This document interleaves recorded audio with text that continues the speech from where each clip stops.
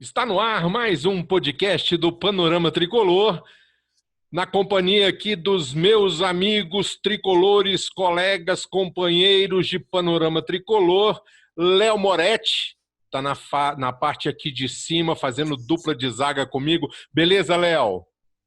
Beleza, amigos do Panorama, Raul, Mauro, Andel, saudações tricolores e mais uma vez uma honra de estar aqui com vocês, batendo um ótimo papo.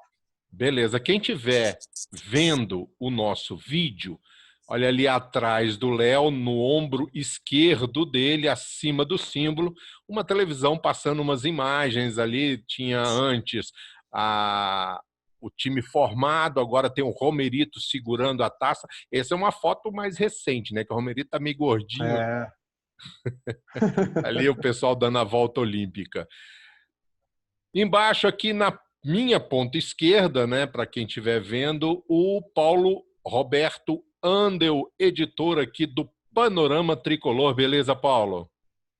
Saudações tricolores gerais aí, Jacome Moretti, o rei das lives, e o nosso querido Raul Susequinde, que está muito parecido com o Pete Townshend, guitarrista do The Who, que acabou de 75 anos. É isso. E aqui embaixo na ponta esquerda, comando de ataque, caindo, né, derivando, assim, fazendo facão, Raul Susequinde. Beleza, Raul? Saudações tricolores, boa tarde aí, Mauro, Paulo, Léo. E se eu estou na ponta esquerda, já vou começar homenageando o Tato, nosso inesquecível campeão aí de 84. Tato, grande Tato. Bom, hoje a gente está começando aqui o nosso segundo Panorama Tricolor, né? Nosso segundo podcast vídeo Panorama Tricolor. A gente já tem feito podcasts e lançado com uma certa regularidade.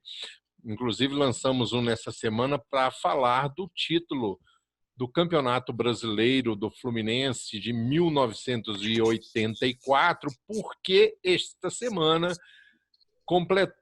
foram 36 anos completados do título, aniversário de 36 anos do título campeão brasileiro de 1984, o Fluminense que conquistou em cima do Vasco. Era o segundo campeonato brasileiro, o primeiro foi a Taça Brasil, lá em 1970, que não era reconhecido como um campeonato nacional. Depois, com a unificação, a CBF reconheceu o título de 1970 como também um campeonato brasileiro. Então, o Fluminense, em 1984, no dia 27 de maio, às 19 horas mais ou menos, conquistava o seu segundo título brasileiro. E um detalhe com relação a esse título, eu gosto muito de falar dele, Paulo, Raul e Léo, foi a minha primeira vez no Maracanã.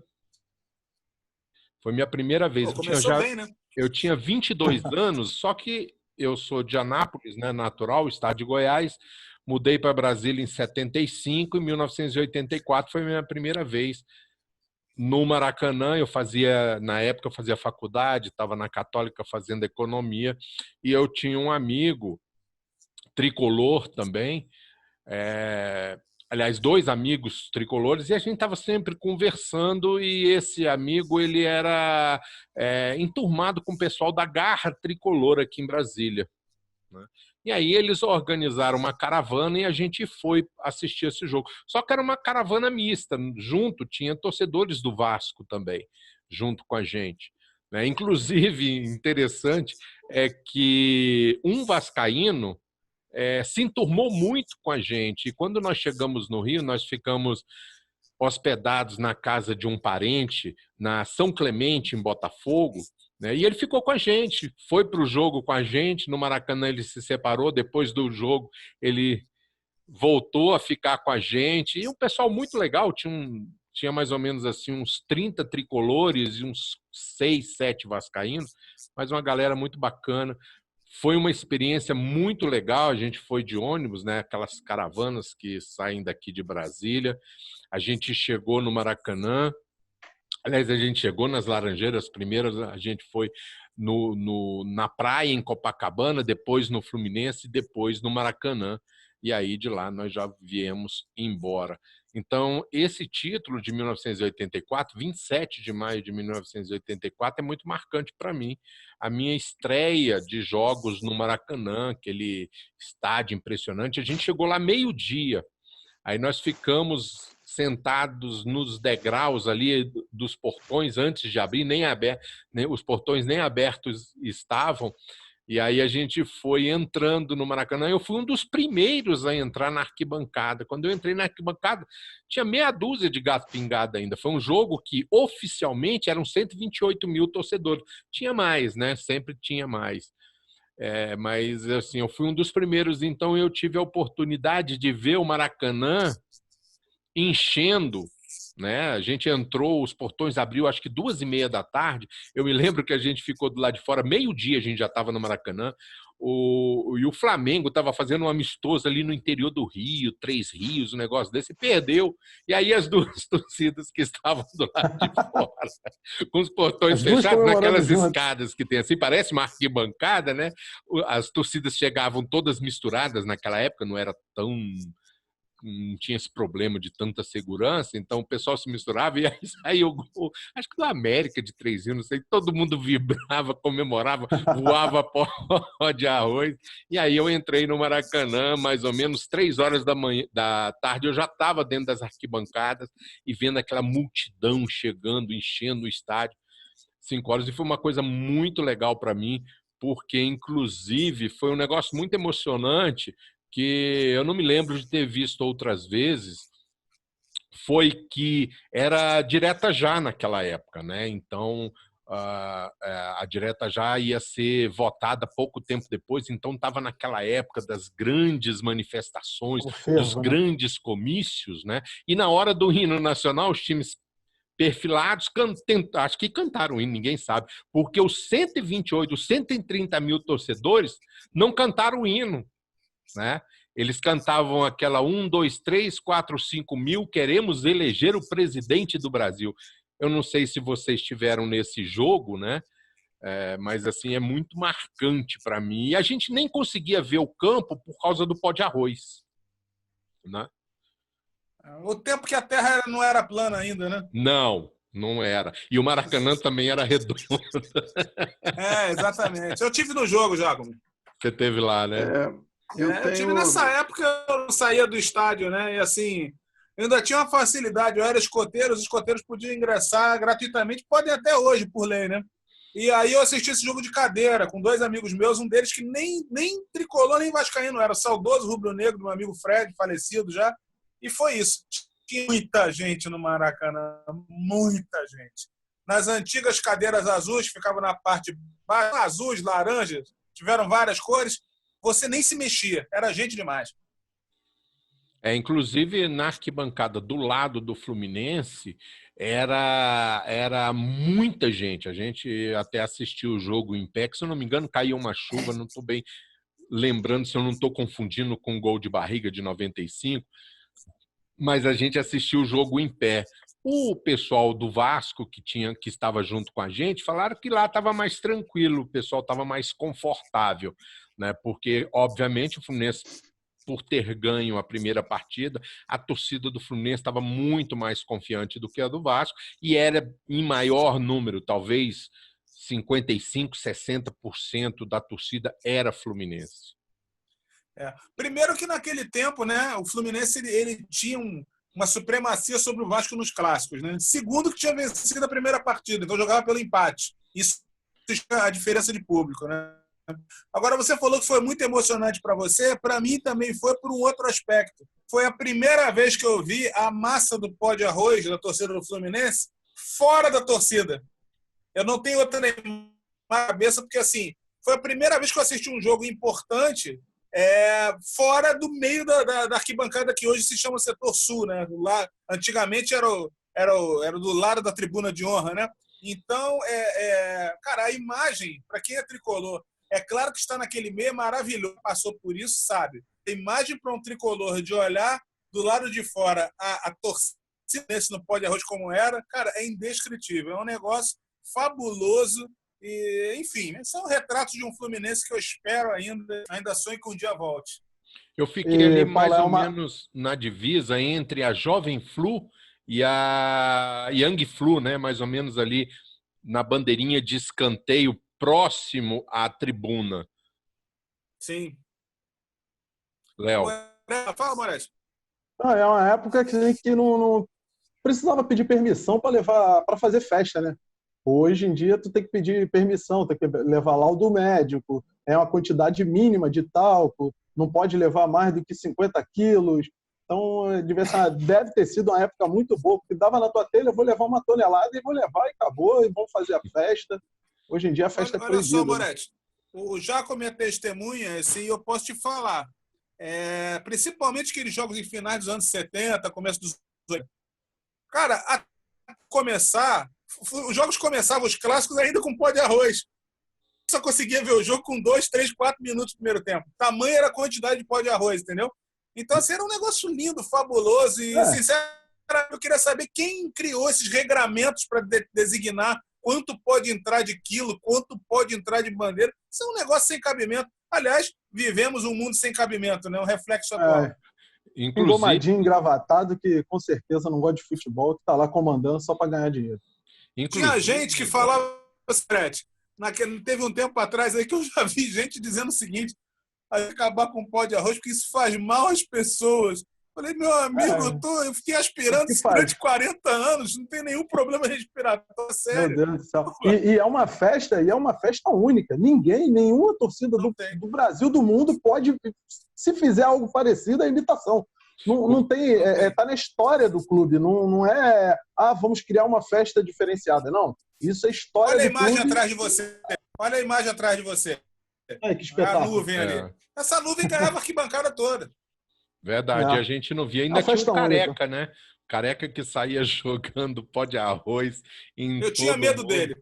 Eu tinha medo dele. Porque, na verdade, uma vez ele me deu uma talcada gigantesca. Eu fiquei muito branco mesmo, como se fosse um boneco de cera. Então eu passei... Porque ele parece que percebia, as crianças tinham medo do Careca. Porque ele parece que percebia que você estava com medo de tomar a talcada e plá! E tacava, via aquela mão enorme, né? Criança, para mim, ele era gigantesco. Enfim. E ele era engraçado, né, Paulo? Que ele entrava pelo lado da torcida adversária, né? Ele ia na torcida adversária, não tinha. E ele estava lá, ia lá, jogava pó de arroz na torcida adversária, voltava. Inclusive, nesse jogo, eles não limparam o Maracanã de quinta para domingo, né? Quando a gente entrou no Maracanã, a arquibancada estava toda suja. Como eu falei, isso era normal, Jacob. Entrar. Serpentina, confete, papel picado e pó de arroz. Mas a arquibancada, tanto é que escorregava muito, né? Aquela arquibancada era uma arquibancada lisa. E o pó de arroz fazia, olha o Careca aí, fazia a gente escorregar muito. Paulo, na hora que o Fluminense foi campeão, né, o juiz apitou, o Romualdo Arpip Filho apitou, eu pulei. No que eu caí, eu escorreguei. E no que eu escorreguei, tinha um casal na minha frente, eu entrei de carrinho por trás na mulher do cara e levei ela, uns 3 degraus abaixo, sabe? Saí, blum, nela. Aí, quando eu olhei assim, veio o cara correndo, sabe? Eu falei, meu Deus do céu, assim, daquele relance, né? Vou apanhar. Aí o cara abraçou, é campeão, aquela coisa toda. Cara, o Maracanã era mitológico, né? Cadê o Raul, gente? O Raul tá sumido aí? Pois a gente não deixa ele falar. Tô aqui esperando minha vez. Agora é você, pô. Mete bronca. Você tava lá, Paulo? Ô, Raul? Eu tava lá, cara. Eu ia dizer, você tava comentando aí de que para você foi especial, primeira vinda ao Maracanã. Eu também tenho uma série de memórias emocionais, não só daquele jogo, mas como daquele campeonato, porque foi o primeiro campeonato que eu assisti indo ao jogo, né? Eu fiz 7 anos durante o campeonato, um pouco antes da final. Eu comecei a frequentar basicamente jogos do Fluminense com 6 anos, levado pelo meu tio, meu padrinho, que é um tricolor fanático aí também. Então, meu primeiro jogo do Fluminense na vida foi o Fluminense Confiança, que foi um dos jogos das fases iniciais desse Campeonato Brasileiro. Ganhamos de 1-0 em São Januário, gol do Assis. E depois eu tive nos jogos, né, em vários jogos da campanha e nos jogos eliminatórios finais todos, o 5-0 com o Coritiba, o 0-0 com o Corinthians e os 2 jogos na final contra o Vasco. Então, assim, você tem uma ideia, hein, Raul? Sabe quem era o técnico do Confiança naquela época? Não sei. Givanildo Oliveira. Ah, é? Não sabia, não. Eu ainda lembro, apesar de ser pequenininho, eu lembro bem do gol, cara. Um cruzamento da direita do Getúlio, lateral direito, e o Assis entrou completando, um gol no início do jogo. E o jogo terminou 1-0. Né?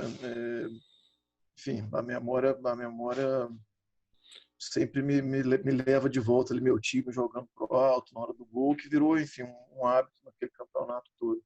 Naquele jogo lá, o Ricardo Lopes era o goleiro, o Getúlio, e o Leomir Romerito ainda não tinha estreado, né?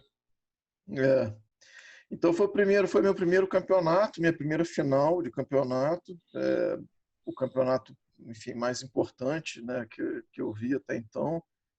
E embora tenha podido ver os outros títulos brasileiros depois, né, a Copa do Brasil, né, e vários outros campeonatos importantes, tem um carinho especial ali por aquele que foi o primeiro e por aquele time, né, que é o time para mim também um pouco porque foi o primeiro, mas também porque até hoje, na época, claro, eu era bem criança, mas já revia muita coisa daquele time.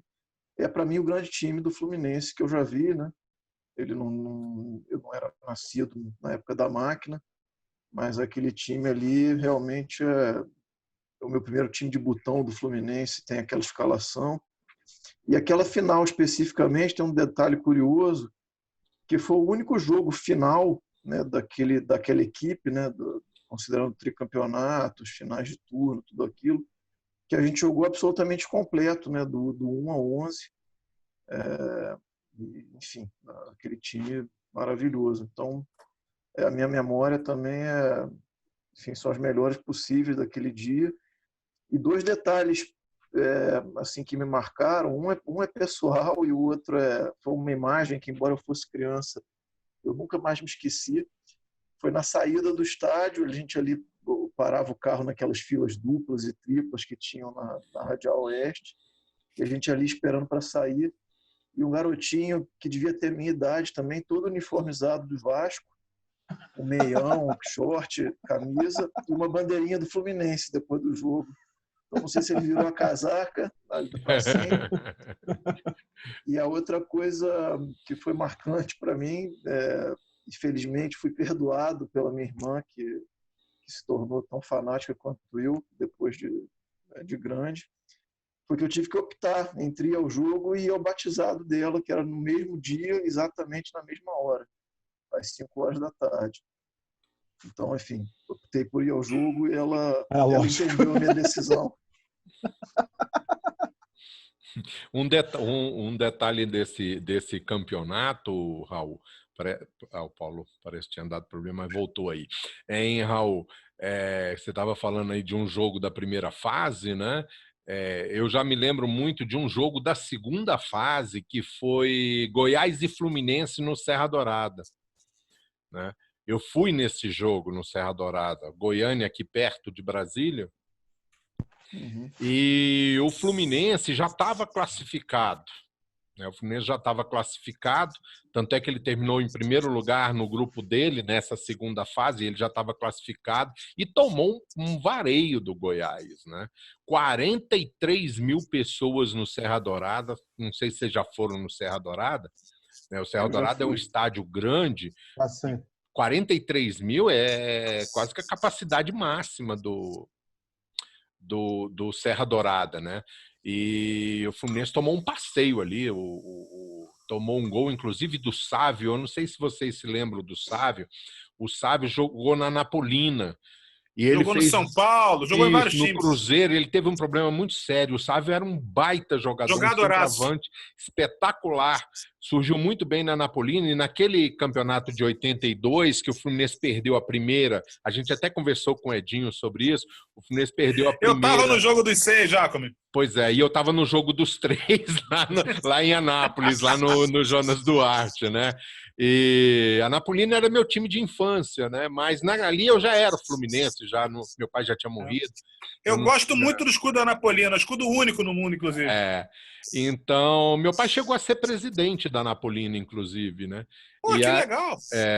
Então, eu fui nesse jogo de 3 e o Sávio marcou 2 gols contra o Fluminense. O Fluminense também tomou um passeio da Napolina em Anápolis, né? Depois deu um passeio no Maracanã, o Edinho até marcando os 3 gols. E esse jogo em Goiânia, o Sávio também marcou um gol, né? E, aliás, o time do Goiás era muito bom. Tinha o Zé Teodoro, estou lendo aqui, né? Zé Teodoro, o Carlos Alberto, que depois jogou no Botafogo. Botafogo foi campeão brasileiro, campeão carioca em 89. Isso, Cacau, que jogou no Fluminense também. No Corinthians. Isso, o Sávio, então era um baita time do Goiás também, né? E o Fluminense já estava classificado, entrou meio desinteressado na partida e aí tomou 3-0. Foi a segunda vez que eu fui muito sacaneado lá em Anápolis, 3-1 em 82.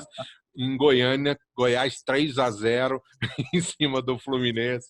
Aí as pessoas... pé frio! Não, e aí tem aqueles comentários, né? Tem aqueles comentários que você ouve, que eu acho que um dos comentários mais irritantes que eu acho no futebol é o seguinte: você foi ver pro seu time perder? Nossa. Pô, cara, isso é... Me deixa assim, sabe? Como se o ingresso viesse com a... né? Garantido os 3 pontos. Estragou. Pô. Cara. É difícil. Pois é, e aí o Fluminense, outro jogo que me lembra muito desse de 84, é contra o Santo André, a estreia do Romerito, né? Foi contra o Santo André, o Fluminense venceu por 1-0, gol do Wilsinho, lembra do Wilsinho? Xodó da vovó, figura importantíssima do campeonato, né? Sempre entrava geralmente no tempo, quando o Romerito chegou, né? Parreira sempre lançava ele. Exatamente. E aí o Fluminense ganhou de 1-0 e eu me lembro muito, me chama muita atenção do Romerito, porque era um cara que tinha um certo nome internacional, mas não era tão conhecido ainda, né? Porque o Romerito ele tinha saído do Paraguai, foi jogar, se eu não me engano, no Barcelona, e do Barcelona ele foi para o Cosmos, do Cosmos ele veio para o Fluminense, né? Mas só que era uma época que você não tinha televisão como você tem hoje, né? Que vê todo mundo. Então, assim, o Romerito, para mim, que acompanhava futebol 24 horas por dia, o Romerito me soava um nome que, assim, meio desconhecido, né? Falei, uma aposta, né? Uma aposta. Era mais ou menos nesse sentido. Claro que depois que aconteceu... Ele saiu do Luque, né? Ele saiu do Luque. Do Deportivo Luquenho, ele nunca é a cidade que ele nasceu, né? E aí ele foi... Isso. Rapaz, eu fui no Paraguai, procurei camisa do time, né? Para usar, né? Em referência a do Romerito. Eu não encontrei camisa. Ele foi pro Cerro Porteño, né? Do Luquenho, ele foi pro Cerro Porteño, do Cerro Porteño ele foi pro Barcelona. Tanto é que quando o Fluminense contratou, o Fluminense, no meio desse campeonato brasileiro, ele fez um amistoso contra um combinado Cerro Porteño e Desportivo Luquenho, que eram os 2 times do Romerito, né? Para comemorativo, sei lá o quê. E aí o Fluminense, quando ele chegou no Fluminense... Outro detalhe desse campeonato é que era o técnico do Operário que o Fluminense pegou na segunda fase, né? Na terceira fase, melhor dizendo. Era o Carlos Castilho, né? Castilho. Um pouco antes de cometer suicídio, infelizmente. Castilho, que sempre quis trabalhar no Fluminense, fez tudo para isso e não conseguiu. É uma tragédia. Trabalhar como treinador, né? Já como goleiro, ele é a figura mitológica do clube ao lado de Marcos Carneiro de Mendonça e também de outros, como Félix, Paulo, a turma que a gente já conhece. Agora, falando do Romerito, Jácob. Eu ia comentar, Paulo, Fala. Desculpa te cortar, sobre o Romerito, 2 coisas. Primeiro, se não me falha a memória, e pegando o gancho aí do Mauro, de que ele não era ainda tão conhecido, parece que ele foi uma indicação do Carlos Alberto Torres, né? Exatamente. Que foi o cara que convenceu ele a vir para o Fluminense. Exatamente. E outra, aí já não é exatamente de 84, mas é também uma coisa que eu nunca esqueci, né? Daquela época, do tempo que ele jogou no Fluminense. Um dia, voltando de um jogo, escutando os comentários, né, no rádio, depois do jogo, e o Apolinho, na época, né, comentarista, provavelmente da Rádio Globo, falando um pouco das atuações e tal, e quando ele foi falar do Romerito, ele dizendo, olha, o Romerito que eu posso dizer dele? É um cara que o mais justo para o futebol carioca é que ele pudesse jogar uma rodada por cada time, porque assim, ele é tão diferenciado, tão brilhante. E foi meu grande ídolo de infância ali naquela época, o meu jogador preferido naquele time, embora tenha uma idolatria grande também, claro, pelo Assis e tinha muito pelo Paulo Vitor. Mas o Romerito, para mim, ali enquanto criança, era o cara. Ele tinha um jogo bem diferenciado. Ele foi um dos caras desse time que mais durou, né? Foi Ele junto até com o 88, Washington, né? né? Ele jogou muito tempo, porque os jogadores, praticamente, a maioria saiu logo, né? Ricardo Gomes, Branco, foram para o exterior. Jandira ainda continuou algum tempo, Delay também, que tanto é que acho que o Delay ainda ficou até perto dos anos 90, sei lá. Mas aí o Assis saiu, a galera saiu, o Tato, o pessoal foi saindo, o time foi se esgarçando. Mas o Romerito é um cara que ficou. O Romerito chegou a quebrar a perna, não foi? Chegou num jogo contra o Bangu, eu acho. Bangu, exato. Vou falar um negócio. Garra e talento dos que eu vi, o Romerito não bate o Edinho. E ainda assim é pau a pau, porque o Edinho realmente, com todo o respeito, tem o pessoal que não gosta, a gente já fez vários programas, o Edinho era imbatível. Agora, garra e talento, o Romerito foi impecável. Assim, ele deu toque ao time do Fluminense em 84. Não que o Fluminense não fosse um dos favoritos ao título, mas quando ele entra no time, o Fluminense dá aquela decolada, goleia a partida muito marcante daquela época. E dali, cara, sem arrogância, eu era garoto ainda, não sabia o que estava por vir, mas quando eu saí desse jogo, eu falei, cara, acho que o Fluminense vai ser campeão brasileiro. E não deu outro. E teve o jogo, que é o jogo apontado por muitos, inclusive pelo Parreira, né? Como o melhor jogo do Fluminense. Não me lembro se ele disse de todos os tempos ou daquela época, que foi o Fluminense-Corinthians lá no Morumbi. Várias pessoas falam isso, Raul. Foi um jogo de manual, né? Aquele jogo ficou muito marcado mesmo. Para mim foi muito marcante esse jogo do Corinthians e Fluminense, porque eu sempre gostei muito de tática.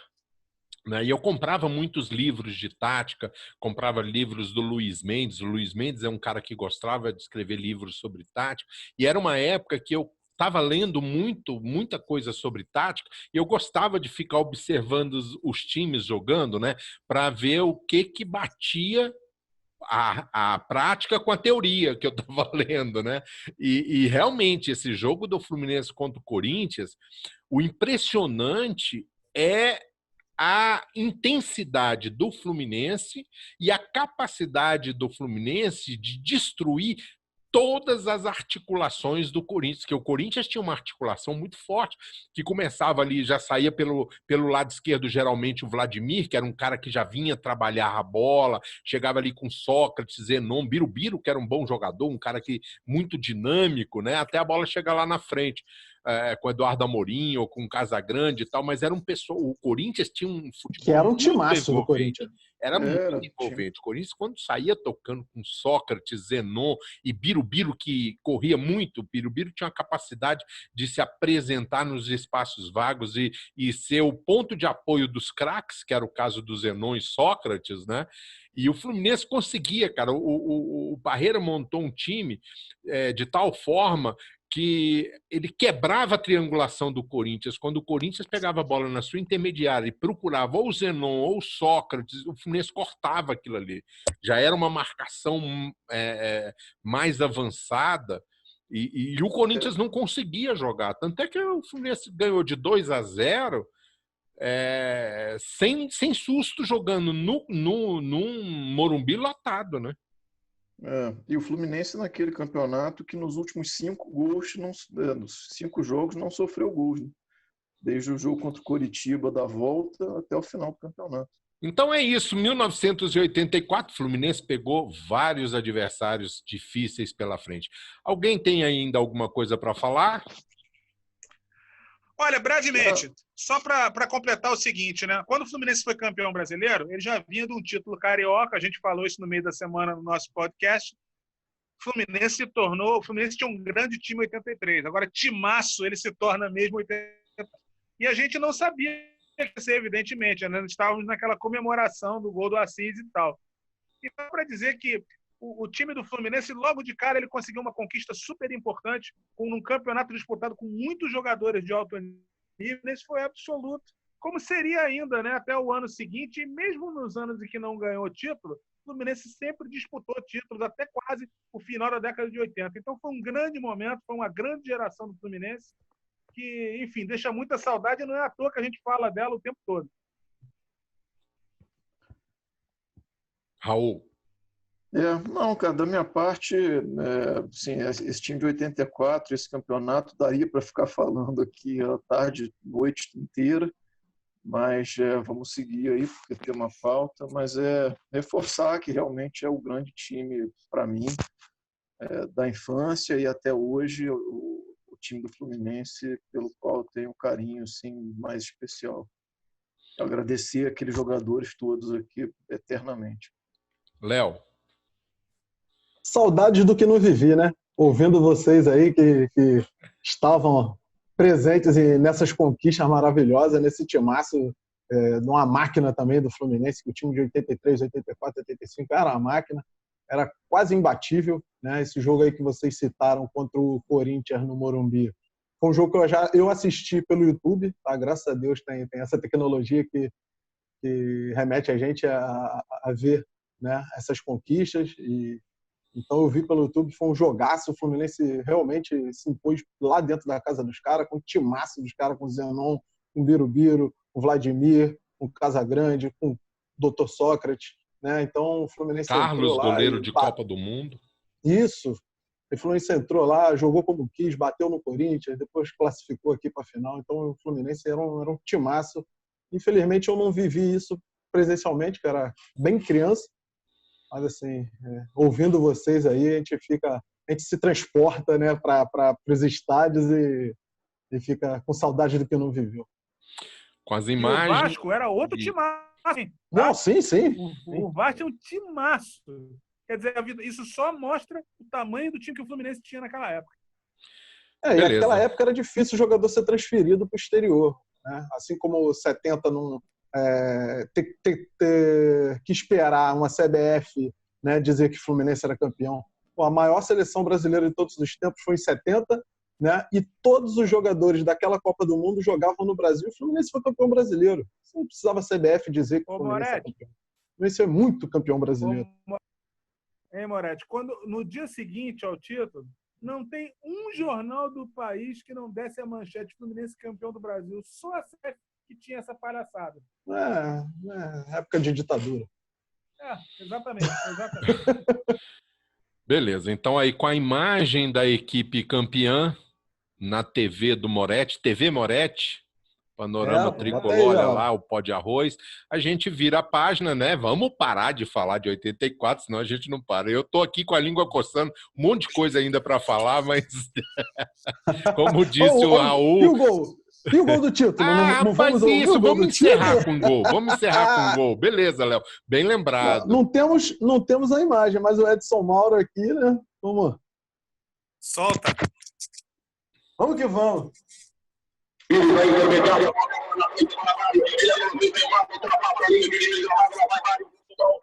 Janilo rompeu pelo Fluminense, na frente, batata por ultrapassa a linha que ele é o fusão que entra no ar, minha gente, é o fusão do Blink do Gato, tocado pelo lado esquerdo para Cris, levantou na área, fica virando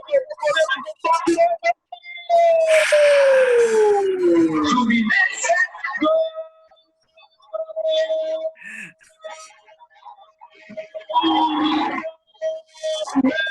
Merigo vai pra criança, foi ele que botou lá dentro, eu vi, largou o goleiro Roberto Costa, Merigo número 7 ao 22, apoteose da galera tricolor, Merigo levou pra casa, e agora vamos lá, Fluminense,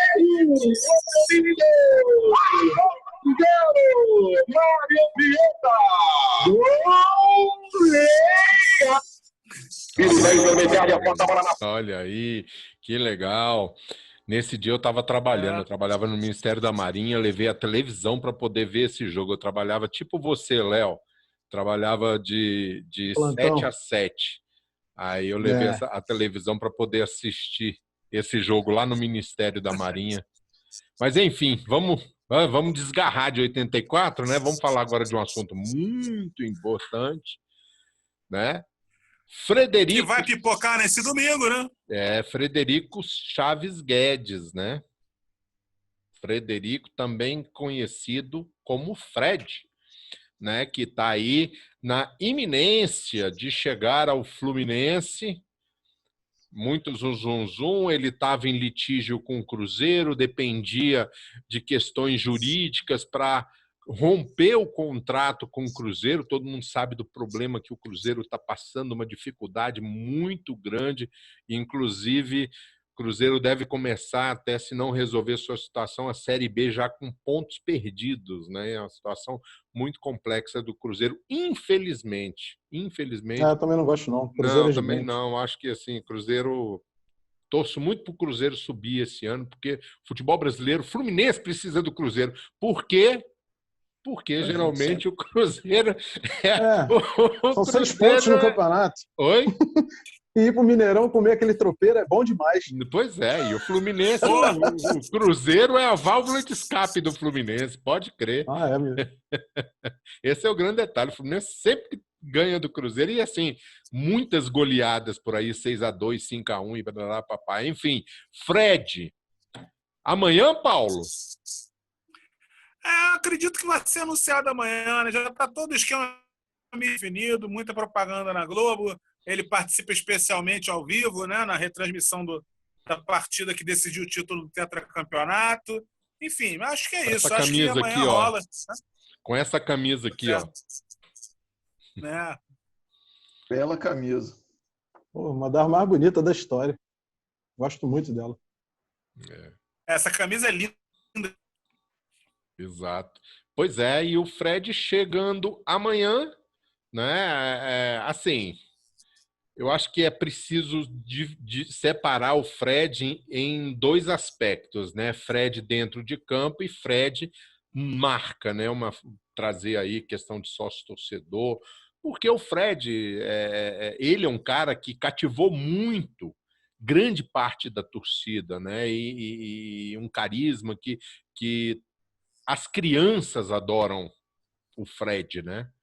É uma coisa que o Fluminense, a marca Fred, foi importante para o Fluminense desde quando ele chegou em 2009, né, até quando ele saiu do Fluminense, quer dizer, muito controvertido, há controvérsia, todo mundo não pode negar que o Fluminense teve muitos problemas também com o Fred, né? Mas um bicampeonato no brasileiro, o Fred participando, é importante. Agora, eu não sei até que ponto, dentro de campo, o Fred vai corresponder. Isso aí eu tenho sérias dúvidas com relação a isso.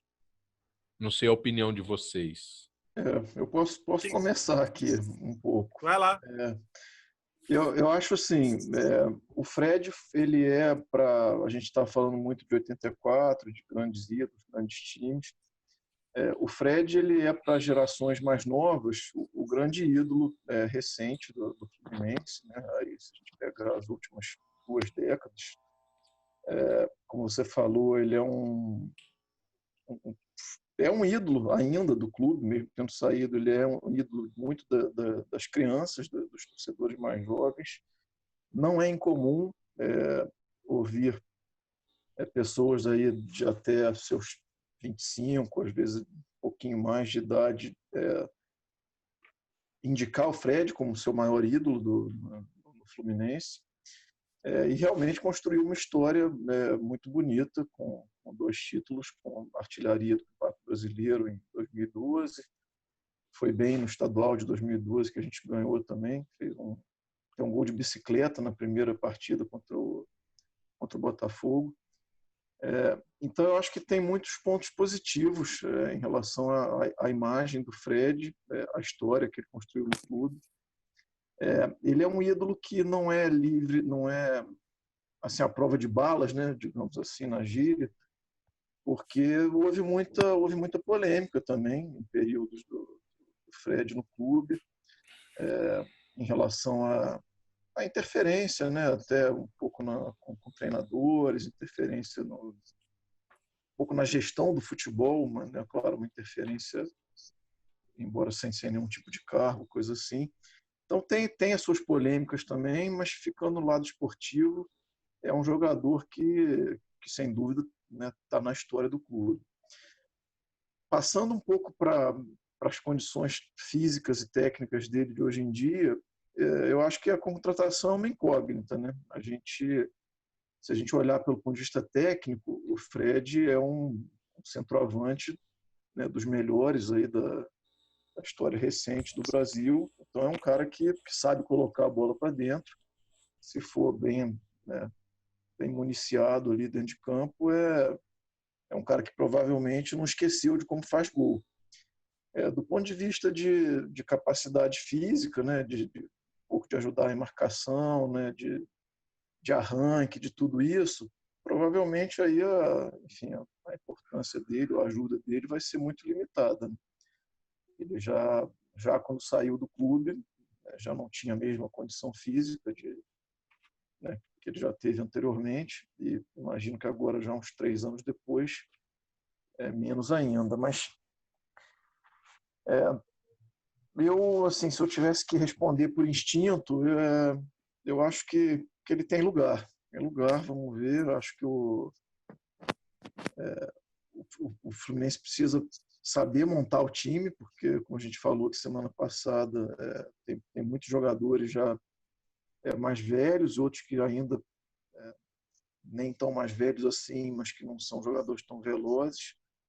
Então, é uma equação um pouquinho complicada. Então, resumindo, eu acho que vai ser uma contratação polêmica, embora, do ponto de vista da história dele no clube, eu acho que é uma contratação bacana. Léo, Paulo. Sou eu, né? Vamos lá. Essas imagens de 2012, esses jogos aí, ela deixa a torcida muito, muito saudosista, né? Então, que a torcida não espere um Fred de 2012, tá?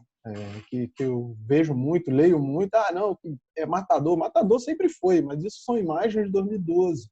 2013 já não estava muito bem, como o Raul falou. Ele já saiu do Fluminense, acho que foi em 2016, né?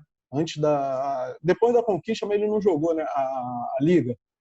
Ele só jogou um jogo, foi suspenso por uma expulsão lá, que ele deu uma cotovelada no jogo do Atlético, não lembro, do Atlético Paranaense. Isso. Então, né, ele não jogou esse resto do campeonato. Logo depois disso aí, ele saiu do Fluminense, colocou a camisa do Atlético dentro das Laranjeiras, falou, agora é Galo. Isso aí eu não vou esquecer nunca. Também não esqueço da benfeitoria que ele fez no clube, de gols, de título. Participou muito ativamente do título de 2012 e 2010. Ele fez a mesma quantidade de gols no campeonato que o Leandro Eusébio. Em 2010 ele ainda estava machucou bastante, não foi o Fred, né, de 2011 e 2012. 2012 combinando com o título brasileiro, que era para ter ganho com 5, 6 rodadas de antecedência, não apenas 3. Aquele time do Fluminense era muito forte, né? Então, que a torcida não espere o Fred de 2012. Mas o que eu penso é o seguinte, além disso que eu já comentei, um ídolo, né? O Fred é um ídolo incontestável para a maioria da torcida do Fluminense, e um ídolo que está sendo dispensado e saindo de outro clube, estando no mercado, o Fluminense ele tem que ir atrás, sim, e pelo que está se desenhando, amanhã é a apresentação dele. Mas que ele venha para jogar, não ficar esperando, é para jogar em equipe, né? Futebol é coletivo, que ele pelo menos tente participar, não fique lá na frente, Fred artilheiro. Eu quero que o Fred seja artilheiro, mas eu quero muito mais, infinitamente, o Fluminense campeão, né? E como em 2014 a gente estava disputando lá em cima, ele voltou da seleção e ele foi o artilheiro do campeonato, e o Fluminense nem para a Libertadores foi. Então pro Fluminense, foi a história do clube, né? Ter o artilheiro é muito legal, mas eu preferia estar na Libertadores e não ter artilheiro.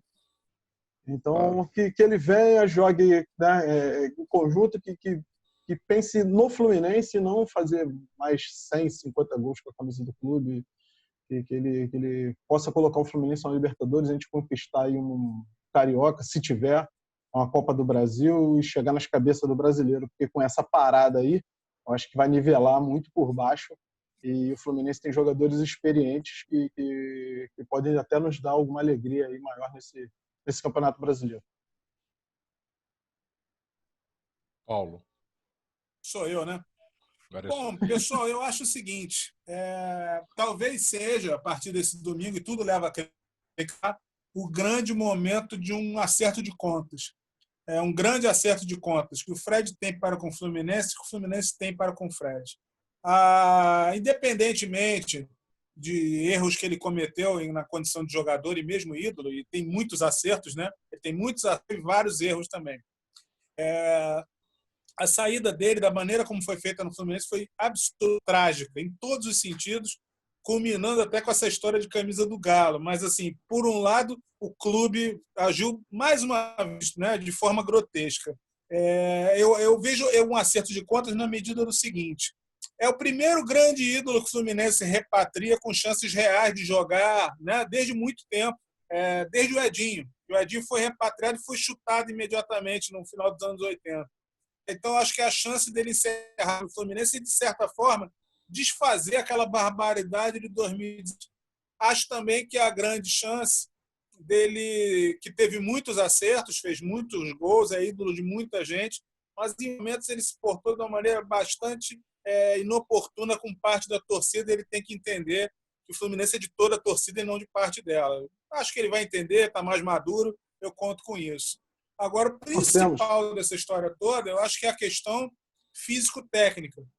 Eu, por acaso, no desespero ano passado de acompanhar os jogos do Cruzeiro para tentar salvar o Fluminense da segunda divisão, o Fred, em muitas partidas, ele ficou no banco, ele só teve um primeiro semestre razoável, bom, inclusive. O segundo semestre foi bem ruim e não jogou mais. E ficou muitas vezes no banco no time do Cruzeiro, que acabou sendo rebaixado. Eu acho que é preciso dos torcedores também uma lucidez exatamente na linha que o Moretti falou. Não dá para esperar quase 10 anos depois a mesma performance física. Que ele tem total qualidade técnica para fazer gols, então isso aí é discutível. Mas passa para qualquer um. Nós todos aqui vimos Romário com a camisa do Fluminense. O Romário ser vaiado, xingado e substituído por não estar jogando nada, porque era o fim da carreira, porque a performance física acabou. Então, acho que por um certo tempo é um acerto de contas, mas eu não conto com isso. Isso não é uma contratação de 3 anos, né? Não faz sentido pensar nisso. Isso não é uma manutenção por 3, 4, 5. Isso é uma manutenção, sei lá, por 1 ano, talvez, 2 anos, 1 ano e meio, enfim. Mas não é legal que o Fluminense repatrie seu ídolo das crianças, né? De muita gente mais jovem, como o próprio Raul fala. Mas eu acho que é preciso ter uma certa lucidez da torcida de entender que a gente não está em 2012 nem em 2010, que não tem mais apogeu Unimed, e principalmente nós temos hoje um time cuja espinha dorsal é formada por vários jogadores muito experientes. Então, isso vai precisar ser dosado não contra as pessoas, é bom que fique claro, mas é porque no futebol você não tem nenhum time com 7, 8 jogadores de 35 performando em alto nível, né? Talvez para o campeonato estadual D, talvez para o campeonato brasileiro, uma campanha honrosa D, ou até mais. A gente não sabe se é o canto do cisne. De repente, o Fred vem e mete gol a roda nos últimos anos, né? Mas eu acho que é preciso ter cuidado, principalmente para ter respeito ao ídolo e respeito à própria história dele, né? Para que essa contratação não passe no fim com uma destruição do que foi feito antes. Então, eu acho que tem que ter lucidez de todas as partes envolvidas. Mas, claro, Fred é infinitamente melhor que N jogadores finalizadores do futebol brasileiro, e principalmente essa barangada que o Fluminense trouxe ano passado, retrasado, com todo respeito aos jogadores, mas não dá nem para comparar. Então, acho que nesse aspecto ganha, mas eu só acho que é preciso cuidado.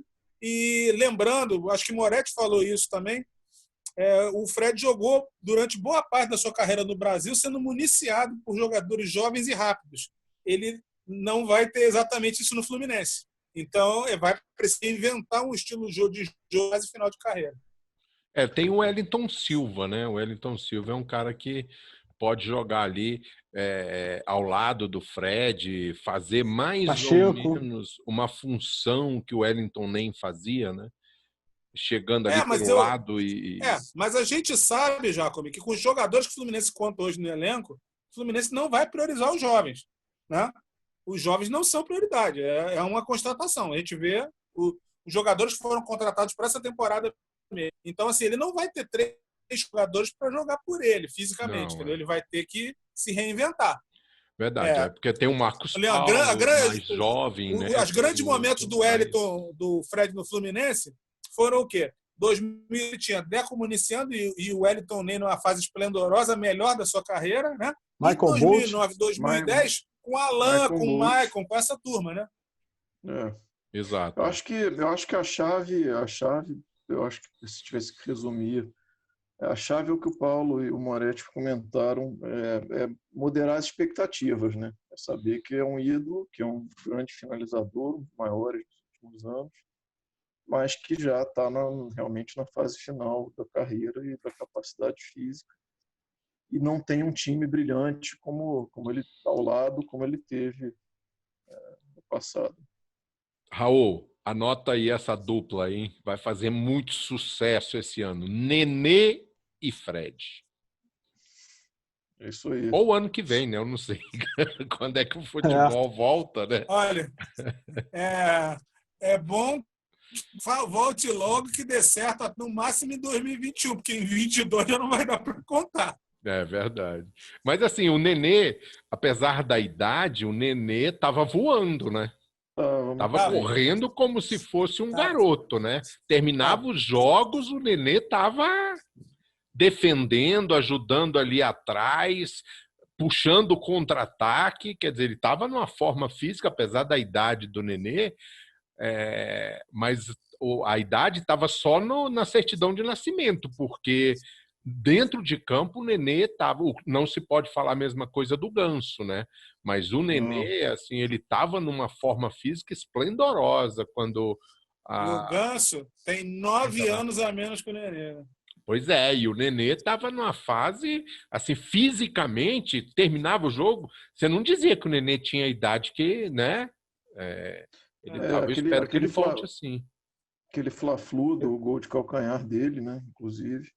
O que eu acho difícil... Que a gente só tinha garoto em campo, ele correu o jogo inteiro. O que eu acho difícil é manter isso por uma longa temporada, entendeu? Verdade, é isso que eu tô...